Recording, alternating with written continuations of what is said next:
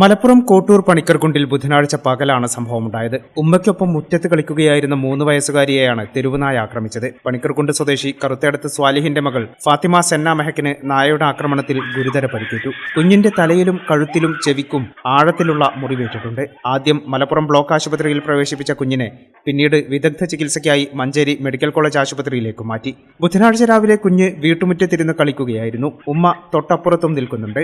ഇതിനിടെ വീട്ടുമുറ്റത്തുകൂടി പുറകിൽ നിന്ന് നായ കുഞ്ഞിനെ കടിക്കുകയായിരുന്നു. ഉടൻ തന്നെ ഉമ്മ ഓടിയെത്തി നായയെ അടിച്ചോടിക്കുകയും ചെയ്തു. ഫാത്തിമയുടെ ശരീരത്തിലേറ്റ പരുക്കുകൾ ഗുരുതരമാണെന്ന് ഡോക്ടർമാരും അറിയിച്ചു.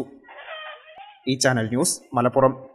ഞങ്ങളെപ്പറ്റി നിങ്ങൾക്കല്ലേ കൂടുതൽ അറിയുന്നത്?